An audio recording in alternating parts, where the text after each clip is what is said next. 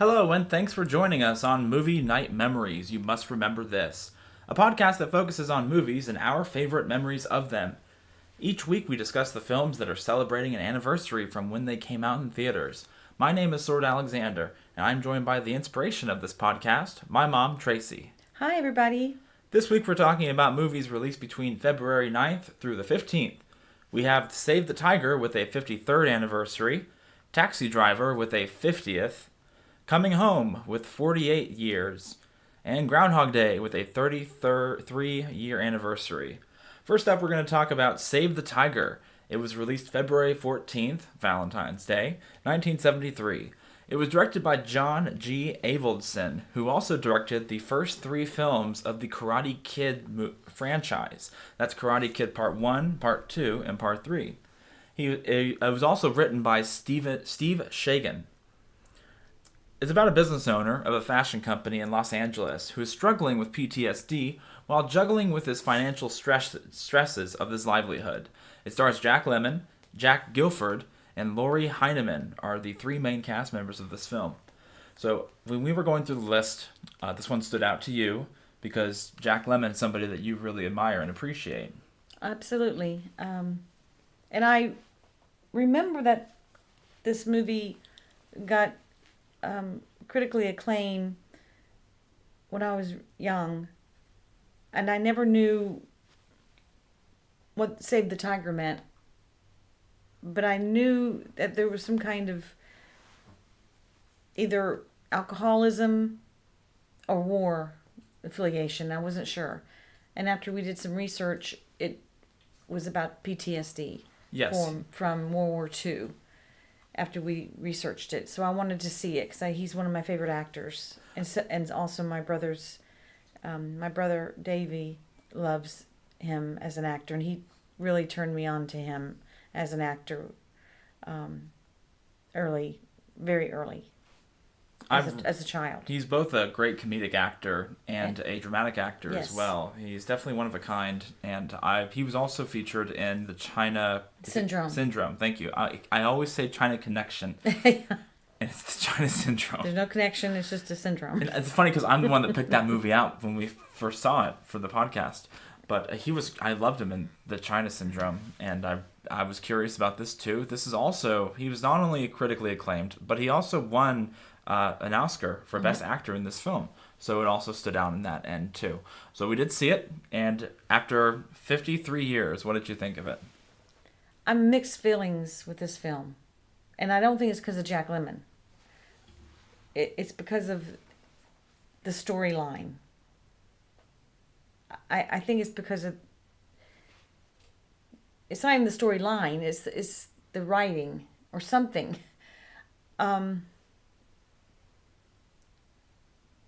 You want to break it down a little bit and talk about it a little bit? Yes. So it starts out with him. It shows him struggling to sleep. He's having some nightmares. They're night terrors, if you will.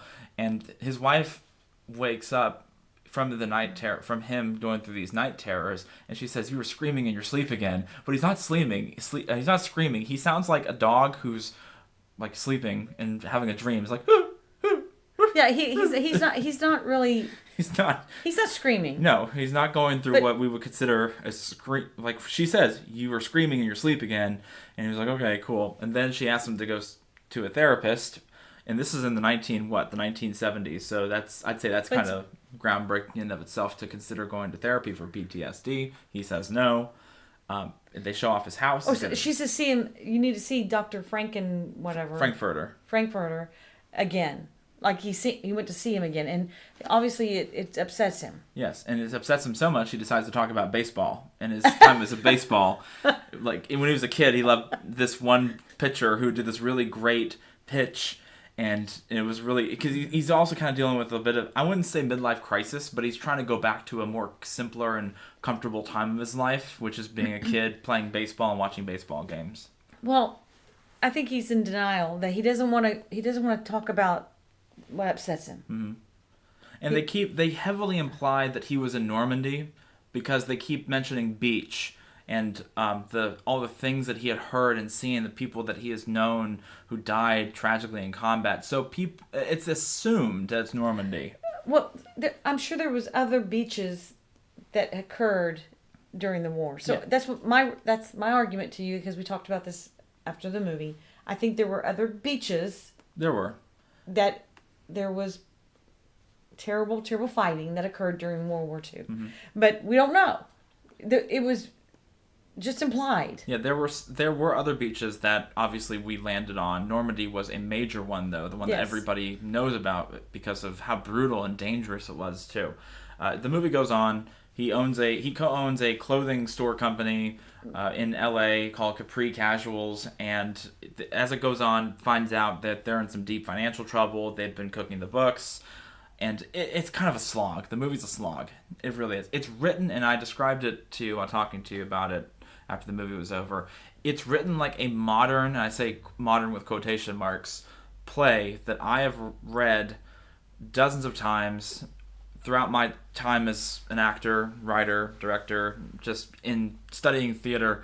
I've read so many of these plays that are the same kind of format of over-talking and over-explaining so much, but yet saying so little when it comes to the story itself. It's a little hard to explain, but I guess people who are in theater can kind of understand where I'm coming from, where there's so much being said that ends up not mattering at the end of the day. It's filler to help try to create the atmosphere of the world, but at the end of the day, it's just boring dialogue. It's just boring dialogue. I was disappointed in how I saw so much smoking and drinking throughout the movie. It takes place in over one day. And the entire day, they're just drinking and smoking. They're never drunk. There was one great scene at the end of the film there was one great scene that really stood out, and it was fantastic. Because he was doing a speech for a fashion show. It was leading up to a fashion show that was going to make or break the company's financials when it comes to making some business deals. And he had to present. Right. And while he's introducing the show, he ends up seeing his fallen comrades looking at him from the audience, and it gives him major PTSD. He sees them, and they're staring at him, and it's extremely chilling. And they're dead, and some of them are wounded, some of them are dead, and he keeps seeing them, and it's very. It's very mind-blowing. You could tell that's the scene where they decided to end up giving him the Oscar, because how he handled it was extremely realistic, and it was beautiful. I was really impressed with how they went about that. Everything else, I could go away with. I watched your reaction in some of it. You were shocked. Because after an hour and a half, I finally see something that's interesting. That's not even it. They build up this hype. That's not even it. You were there. You were inside his mind. He made you go there. Mm-hmm. You got inside his mind, and that's what is a great actor. He made you go inside his mind and what he was going through. Yes. Because he tried to fight it, but it kept appearing. They kept appearing in front of him. He tried to fight it. He tried to make him go away, but they kept on and they kept on and kept on, and it was tragic. It was very tragic.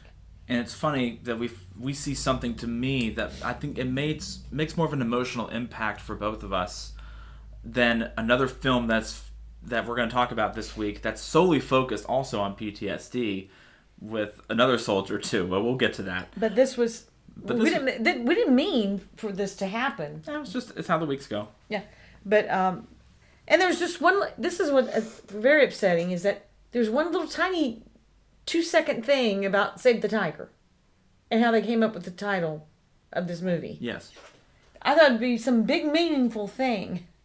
In a way, it's subtle, but there is a meaning that goes behind the term "Save the Tiger," but it wasn't enough. I really feel like maybe something more akin to baseball would have been something a little bit better with it. But at the end of the day, the producers did not think of the title. It was based off a book, a novel of the same name. So that was just the author's decision to make that. But I just felt that was weak. Mm-hmm. Where they came from.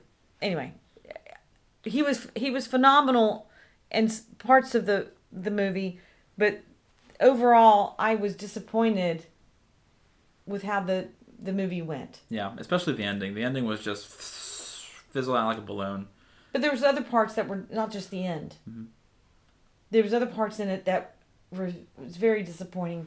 But I do remember back in 1973 how the emphasis of drinking and smoking It was prominent. It was prominent in that time frame. And I remember thinking, why are people just drinking and smoking?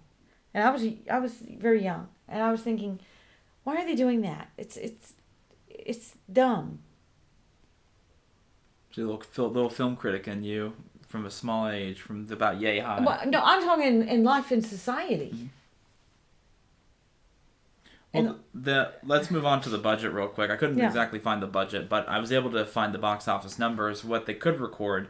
They said that it was there was $3 million worth of renting the film. So in U.S. and Canada, it made $3 million from just renting the film from. I don't think stores. It was a big. I don't think it was marketed. This was not a film that was marketed. It probably ended up doing better after the Oscar win and Oscar buzz. Then more people started checking it out too. So I also I didn't. This was not a film that was pushed and marketed. This was like a sleeper film. Yeah. At the end of the day, I also didn't care for it either. I was pretty disappointed in it. I think the one great scene really makes it stand out. But overall, it was just... maybe it's me. Maybe it's you. But it did not appeal to either of us. With that in mind, what would you give it out of 5 stars? I give it a 2. Just because of his acting in some of it, and he made it very realistic. But a lot of things don't add up for me. I give it a 1.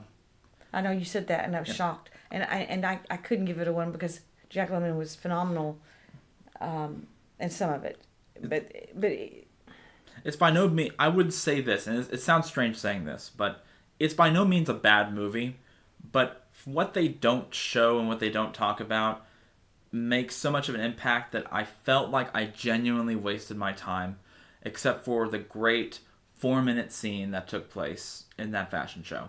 How do you know it was 4 minutes? Yeah, I was guessing it's roughly like 4 minutes long. I don't even think it's maybe it's a little bit less. But that 4-minute scene, 3-minute scene, that made it the experience worth it. But it was not. That also means it's not worth an 2 hours of my time at the end of the day. I'll have to go back just for that one scene, and that doesn't make a good movie to me. I was just wondering if you times or something. I don't know. Anyway, I was disappointed in the film. They couldn't save the tiger. They couldn't save. I didn't. So, all right, we're going to move on to our next film, celebrating a massive milestone, A Taxi Driver. It was released today, February 8th, 1976, 50 years ago to the day of recording. Massive milestone. It was directed by Martin Scorsese. It was written by Paul Schrader, who has done a number of films after Taxi Driver came out.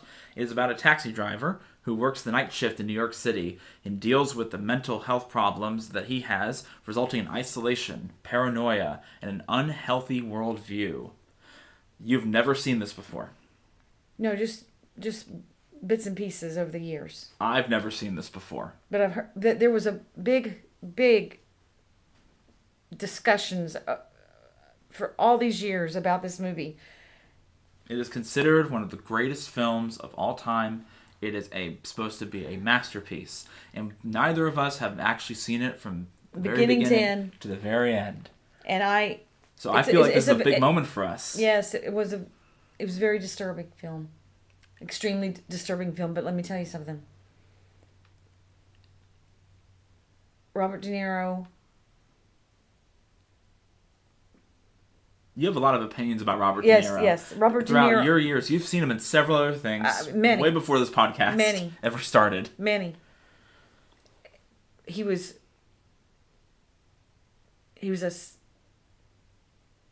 incredible in this. I was shocked by his performance. I was convinced that he was that person. I went into another world because of his performance. The filming of this, I felt, was... I was in a taxi in New York City. And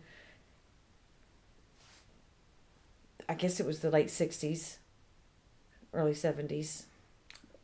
I'm not really sure what year it was, but it was in that time frame. They don't really talk about They it. don't say what year it is. You're just in another dimension. I'd say in a way it's just that modern day, which is 1976 New York City. I don't know. No, I don't think... Well, because they don't talk about the bicentennial. They do talk about that. Yes, that's true. They do talk about, though, that he is a taxi driver with PTSD from the Vietnam War, that he was a Marine in the Vietnam War.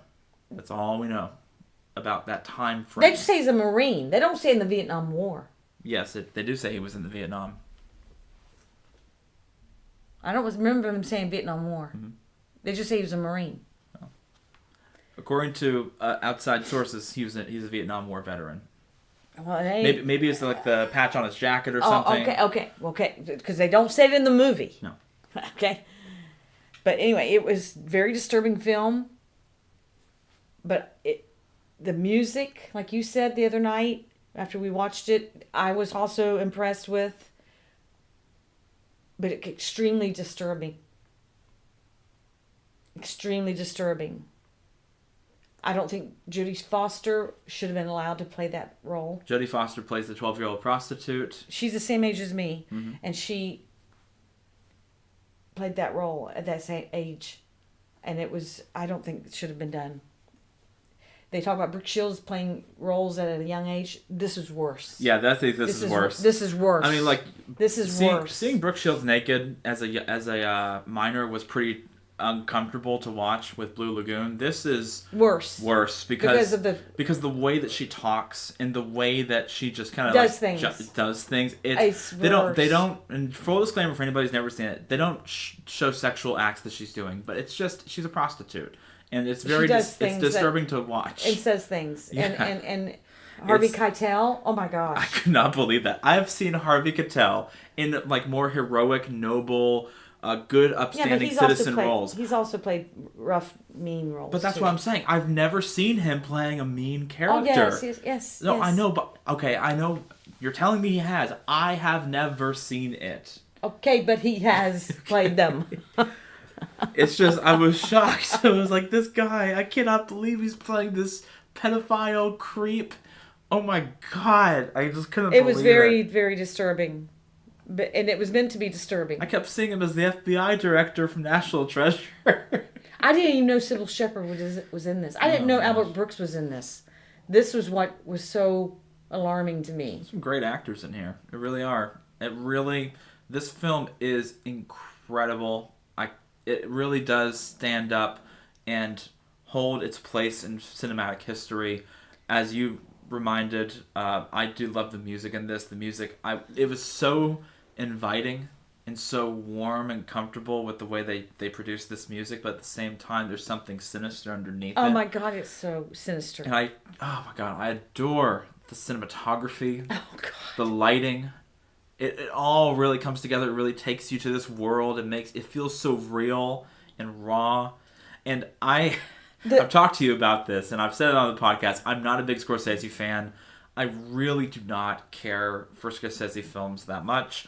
I will admit I had a great time with Casino. Down with this journey, you have really become more of a Scorsese film I have appreciated more Scorsese films than I have in the past. Yes. I thought Casino was great.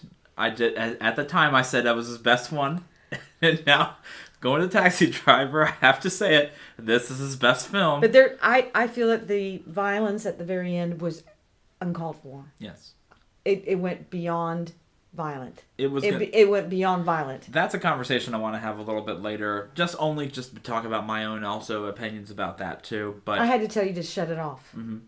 I could not take it. I said, I can't take this. But speaking on real quick on Robert De Niro, I was also captivated by his performance. I've seen him in similar disturbing roles. In some places, you know what? I will say this. I really thought he was more disturbing in This Boy's Life than in Taxi Driver. I'd say, because yeah, he's a sick freak. I mean, who can't agree with that? But with This Boy's Life, I was on the edge of my seat with what he was going to do. He was completely unpredictable. I did not know what would happen next with that character compared to Travis Bickle. I knew what was coming. We all know what's going to come. But how he gets there is also the journey as well. He was phenomenal in this. He was absolutely phenomenal.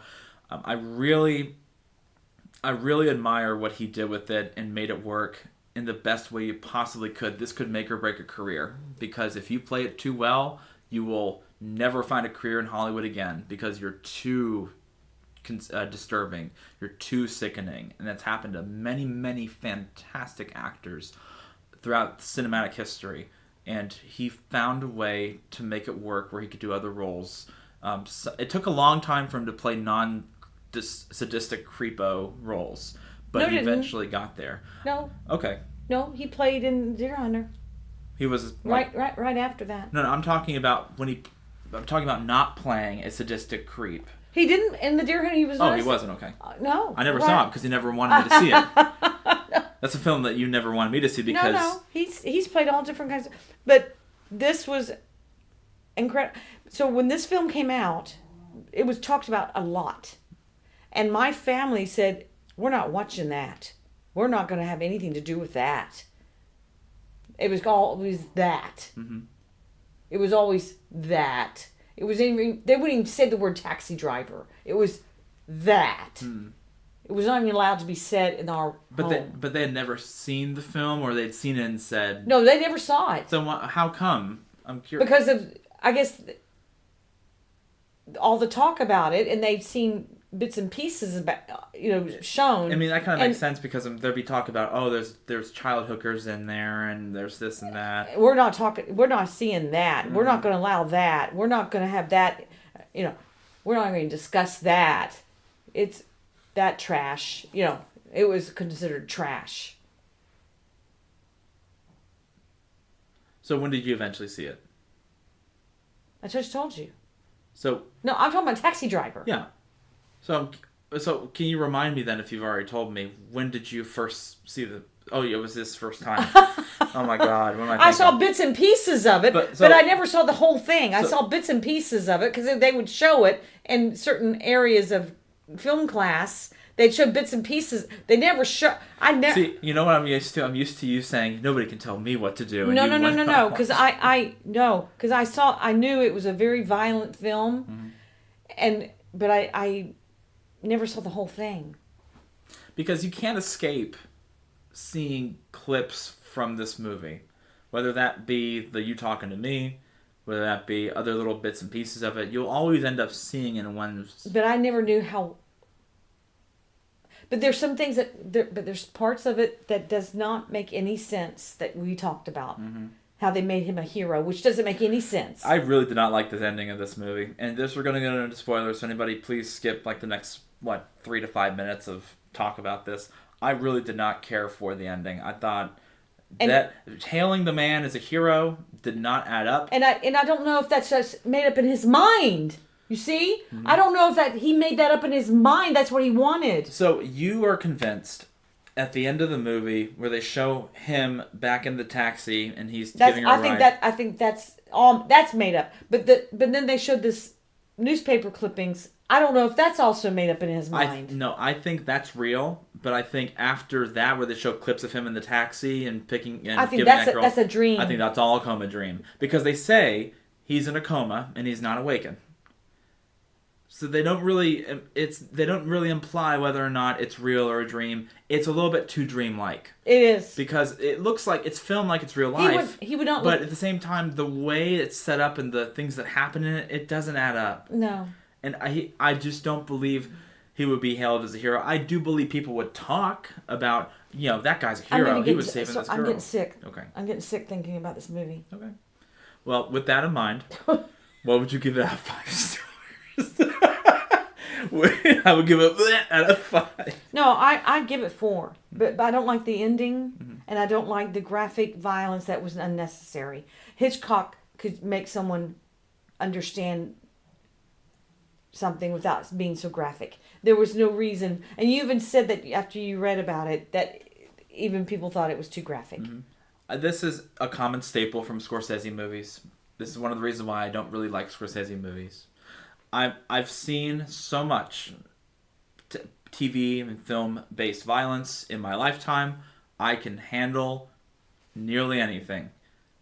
But is it necessary is the question. It's a conversation that I've had debates with, both with youth and with adults. How necessary is violence in these circumstances? Is violence necessary to be shown to any audience based on the scenario that it comes to be in the first place, too? I'm getting sick again. So I'm giving it a 4 just because there was unnecessary graphic violence that was over the top. It was unnecessary. Yeah, with that in mind, I think the ending kind of ruined it. I'm just talking about what happens afterwards, not the violent scene itself. I would give it a 4 out of 5 as well. But it is a film that I can say that I appreciate now, and I give a lot of credit for how it was made and how they made you take a taxi trip into the world of New York City, 1976. And I don't know if it's 76 because it seemed like it was. They never did tell you what year it was. The biggest compliment I can give this film is that they made me, as a viewer, understand Travis Bickle and his life and his story, and that's something that I can appreciate because it's so difficult to do that. It was absolutely. He actually does have some redeeming qualities because he really cares for the Jodie Foster's character and wanting Iris. her, wanting to make sure that she has a decent upbringing. He's not this irredeemable person. Everybody has good qualities to them. Mm-hmm. Except Harvey Keitel's character. But there were some things in the film that didn't add up, and that's why I gave it a 4. But I felt that I was in that taxi. Yeah, me too.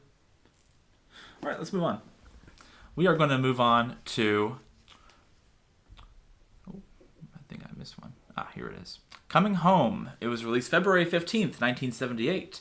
It was directed by Hal Ashby and written by Waldo Salt and Robert C. Jones. The film's narrative follows a perplexed woman, her Marine husband, and a paraplegic Vietnam War veteran with whom she develops a romantic interest and relationship while her husband is deployed to Vietnam. Just to clarify, her husband who's in the Marines. Yes. You said Marine. It sounds funny. Her husband who's in the Marines. Yes. So this stars. This stars Jane Fonda, John Voight, who plays a paraplegic Vietnam veteran, and Bruce Dern plays the Marine husband. Yes. Yes. Yeah, the husband who's in the Marines. Yes. So this is another Vietnam story. It's funny. This is like the third PTSD based story we've seen in this week. Isn't that strange? Isn't that very bizarre? Why would you say third PTSD? First one is Save the Tiger, and the second one is Taxi Driver. I don't know if he was suffering with PT. We don't know that. I don't know, that was never mentioned. And we do not know that. And it was never mentioned he was in the Vietnam War. Okay. It was never mentioned he was in the Vietnam. It just said that he was a Marine at one point. And you even argued. They said that he was 26. He did not look like he was 26. That was the dumbest thing. Real quick about Taxi Driver, they said Robert De Niro was 26. That man looked 36. Well, it didn't say Robert De Niro was. It said the character Travis was 26. asked his age, and they said 26, and Sword immediately said, "No, you're not. You're not 26. You look like you're 36." Yeah. And then I looked it up, and Robert De Niro was closer to 36 years old. He was 33. Yeah, so I thought that's really funny that when he made the film. I thought of that. But anyway. Anyway, so this is my first time seeing Coming Home. Is this your first time seeing? Yes. So another first time view. Yes, that was another film that I was not allowed to watch. And now we found out why. Yes, we did. We certainly did. There's a lot of Jane Fonda sex in this one. Well, not just Jane Fonda. She was having an intimate relationship with that paraplegic. With John Voight. Yes. So this is a very interesting movie. It had a $3 million budget. It did $32 million in the box office. It did phenomenally well. So tell me, from your historical perspective, how this movie made so much dang money?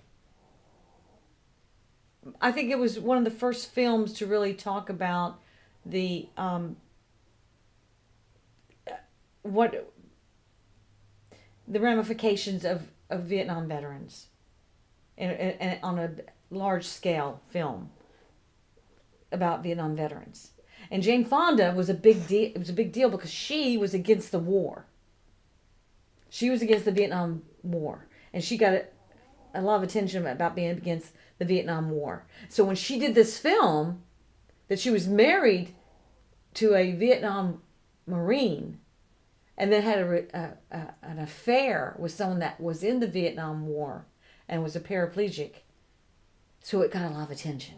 They wanted to see how she was going to react and how she was going to be in this film. Now that you've seen it, do you believe it stands up to the hype that 1978 was putting it through?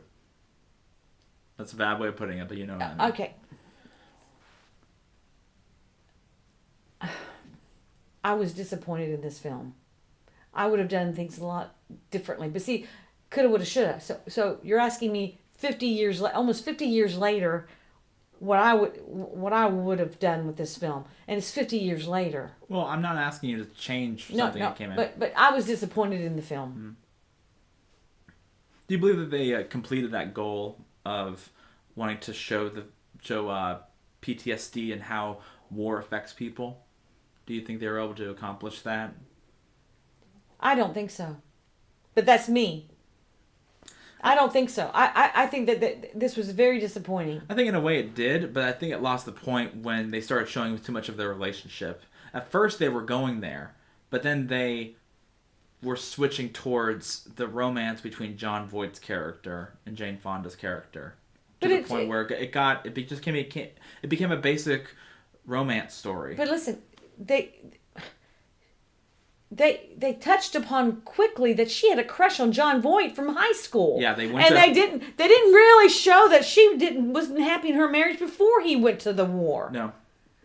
They were not happy together. He never made her sexually satisfied. Mm-hmm. And this guy could do it without his legs. It's the truth. Don't hit me up because I'm right. Well, I've seen Jon Voight in a couple other things before. Do you think he did a really good job in this one? Yeah, I thought Jon Voight was great. I thought Jon Voight was really good. And so there was a connection between him and Jane Fonda. And don't say without his legs, okay? Oh, no, I'm not. That was my last sex joke. I'm good. Okay. So all I'm saying, Bruce, and you didn't want to like Bruce Dern, okay? You didn't want to like him. No, it was just also kind of boring. Yeah, but they could have shown them when they were younger teenagers in high school. That would have been, I think, a better way of showing them. Not them, but they should have had a younger version of them. Mm-hmm. And to show that she was a cheerleader. He was a captain of the football team. Whatever he was. You know, and then they had a connection. Because they had a little joke. Bend over, whatever. Her name was Bender. Bender over. Yeah, Bender over. He told her, oh, that's what we used to call you back then. Yeah. And that was endearing back then. That's not exactly endearing now. Well, you know, she was like, what? You know, and she was shocked. Oh, yeah. What? And that was, you know, but so they obviously there was a connection between them since high school. And she had a crush on him. So, anyway, this movie had some problems. I give it a 3. I thought it was fine. There were some parts that I liked. I liked him. I liked him reacting to being without legs and just trying to. He's a little angry at the world, and he was. I think they were trying to point out how mistreated Vietnam veterans were, and immediately following the war. And immediately, like even during the war too, in the hospital, and I'm glad it was an important message to send to people, and I will give it credit for being one of the first films to do that. Overall, though, I just think that they spent so much time on the relationship aspect of not too much showing, not enough telling, and like I like more intellectual discussion about the back and forth of things, and yeah, it just kind of it was alright. I think that it could have gone a little deeper. I didn't like the chain thing on the gate.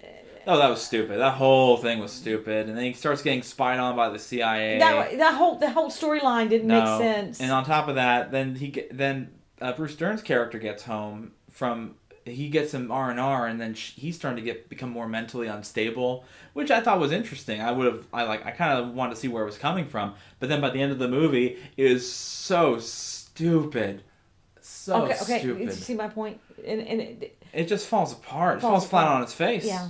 And it was very disappointing. Yeah. Absolutely. Mm-hmm. So with that in mind, you said you give it a 3. A 3. I give it a 2.5.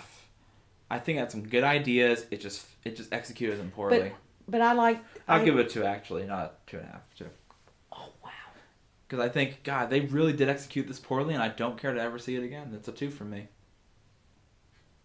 But I like the ideas, and I think it did a better job than Save the Tiger when it comes to talking about the back and forth intricacies of PTSD and how it affects people and how the personalities change. I liked how Jon Voight's character grew and matured.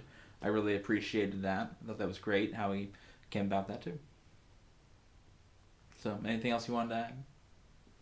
No, it's just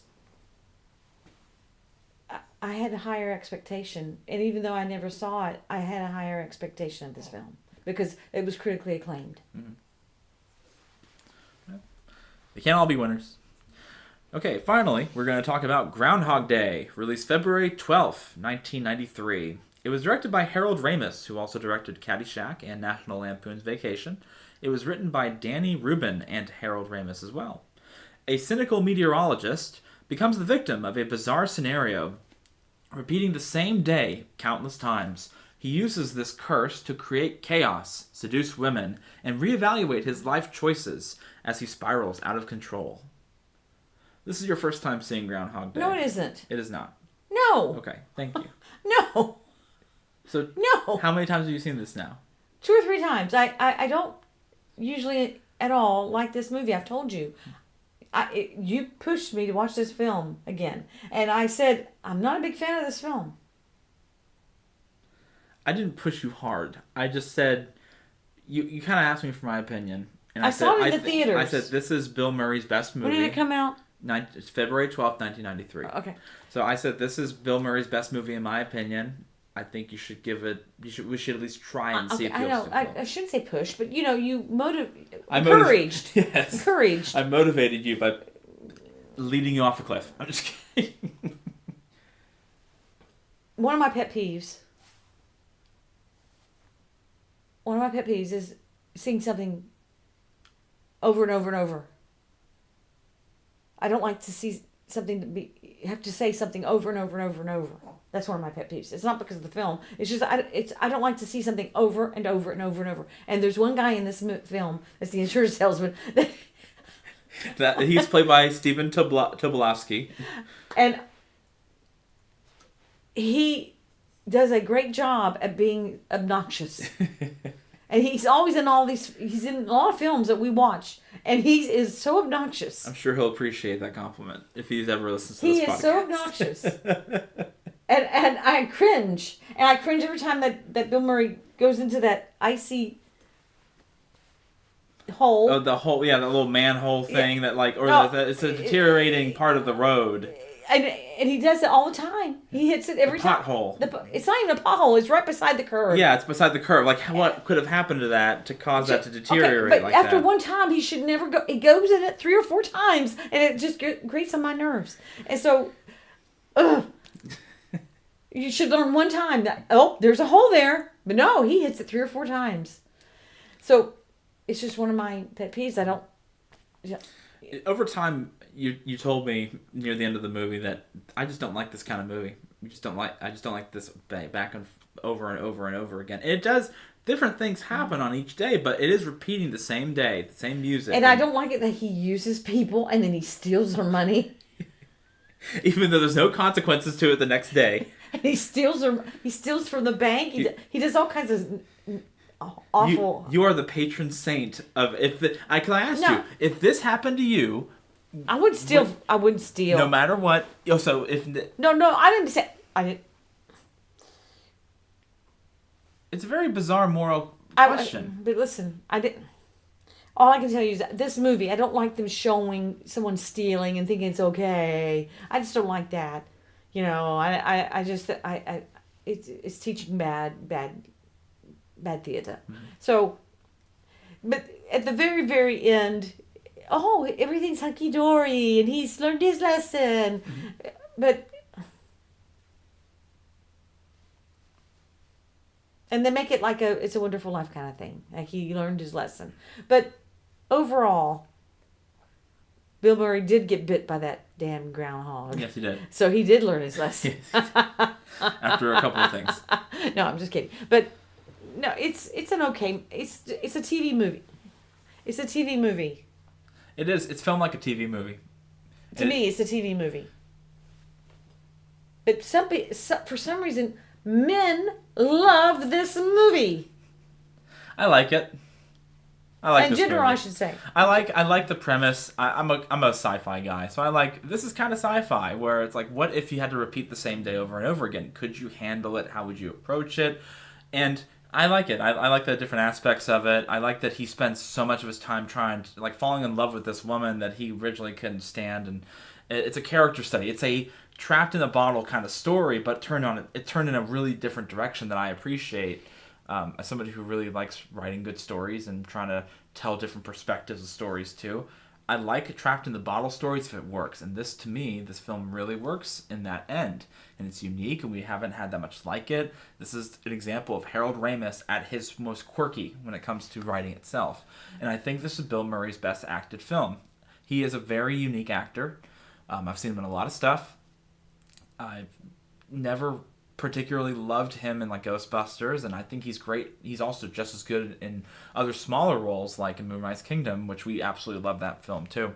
But to me, this is his best ranged role. You've seen him angry, you can see him happy, you see him depressed, you see all these different emotions out of him. Finally, we get to see this man act for once, and I really appreciated that. I don't think he's great, he's not award-winning worthy, but you know what? I give him a lot of props and a lot of credit for doing something different, and it really shows with it too. It's something that I do enjoy watching a couple times. This is like my third time watching it all the way through. And it's something that I can enjoy every now and then, not often, but it's something that I do appreciate. One thing you point out, though, that I also think is a good point, is that what makes this film falter is the chemistry between him and Angie McDowell, who plays the love interest. Andy McDowell, thank you. And I do believe, yes, that they do not have chemistry. And it tries to push them so much together, and it just does not work. There's not a chemistry between them. I didn't say it in this, but we had talked about it before. Right. There's not a chemistry between them. There are too many annoying characters. Chris Elliott, I love Chris Elliott. I think he's a wonderful actor. I think he's a little... I don't know, something about him is just a little bit off on this one. He's all right, but... It just, I don't know. I would have liked to have known more about him. I think they missed a chance for Bill Murray's character to get to know his cameraman a little better. They actually would become best friends or something like that. I think that would have been great. Well, they show him appreciate him more. Yes, over time. Yeah, but they kind of as a side thing. As a side thing, now they're friends, and then he ends up having the entire town fall in love with him in one day. That's stupid. Nobody. I don't care how much time you have in the world. There's no way you can have all these people. That's a Glee thing. Yes. That's a Glee thing right there. There's no way everybody in that town would fall in love with you on the one last perfect day. I don't believe in that. I do think there are some good ideas that just kind of fall by the wayside a little bit. But one thing that really surprised you, and it surprised me too, but it really surprised you, is at the very end of the movie, in the last day that was repeated, we saw Michael Shannon. I was like, who's that? Who is that? I said, I know that person. And he was so cute. I was like, oh my God, how did he change so dramatically within just a few years? Beats me. But it was shocking to see him like, oh my God, that's Michael Shannon. He kind of looks nothing, but you could see that look in his eye. You see that look in his eye. I was very impressed. Like, oh yeah, it's Michael Shannon. Oh my God, there. He was so cute when he was younger, and it wasn't just. It was just a few years. Yep. Just a few years. He changed dramatically. So I do believe it was a good point making it kind of like It's Wonderful Life. It's kind of like a Frank Capra movie in the way they make this town symbolic and very much idyllic for wanting to live in a small Puxatawny town sort of thing too. There is one other redeeming factor in this. He ends up playing Rachmaninoff, which I love Rachmaninoff. It reminds me of Somewhere in Time. That's right. He learns to play piano with his time as well.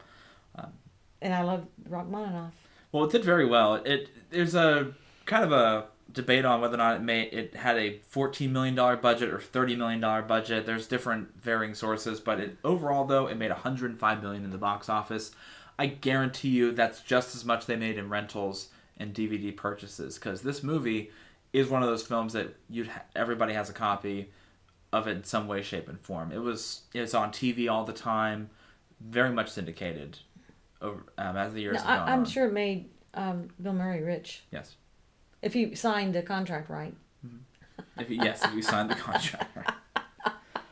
But overall, I did see more problems with this movie on my second or third viewing all the way through, but I still enjoy the movie. I still like what it represents, and it's something that I can say in a way it's a comfort film. But with that in mind, what would you give it out of 5 stars? 2.5. And that's being very, very, how can I put it? Nice. I'm being very nice about giving it a 2.5 because I used to really couldn't stand this movie. So after I saw it after all these years, I'm being nice about it. And I didn't notice things like the Rachmaninoff before. Mm-hmm. I closed my eyes to it. And I'm being nice about seeing some redeeming factors about it. So, because I used to couldn't stand to even watch it at all. Like it would, because it would come on like, what's the Turner Classic Movies and stuff? It would come on all the time. Mm-hmm. And then they have it on these other channels. And I'd go, I'm going to change it. So, for me to give it a 2.5. And you know what? I never noticed about he tried to save the old man. Yeah, the homeless man. That was a really great... At the end. Yeah. But when he was trying to kill himself all the time and all that, that drove me crazy. Mm-hmm. I couldn't stand that. There's a couple of little plot holes I have with it, but I'm not going to get into that either. Because it's not worth it at the end of the day. I give it a 3.5. Because I do think the idea works very well, all things considered. And I couldn't stand the part about when he was lying to that girl. With the high school thing? I don't know. That was great. See, guys love that. I love that. That's hilarious. Because that's clever. It was smart that we did that. That's something that I would believe. That's the kind of crap that women believe. That is the most realistic part of that movie. Huh, your name is Marie Lincoln. You went to Lincoln High School. And that you had Mr. Walsh in 12th grade science and 12th grade English. Got it. Love it. I love it. I thought that was brilliant because that's exactly what every guy would do in that scenario. And you were trying to say, and she went on. No, she was trying to be nice. Mm-hmm. It's awful. That was hilarious. It's awful. All right, those are the movies we watched this week. Back and forth, but we have a lot more movies from this week that we could talk about next year on the podcast. But thank you all so much for listening. Really appreciate it. Any other thing you want to add before we sign off? Valentine's Day is coming up, so treat your loved ones, show them how much you love them. And the Olympics are this week and next week, I think. Yep, it's going to be through the 22nd. So we've got a lot of things going on. And the Super Bowl Sunday today. Today is Super Bowl Sunday. Very big event. So enjoy. It's always wonderful. So enjoy the movies. Yes, enjoy some movies, and we'll see you all next week.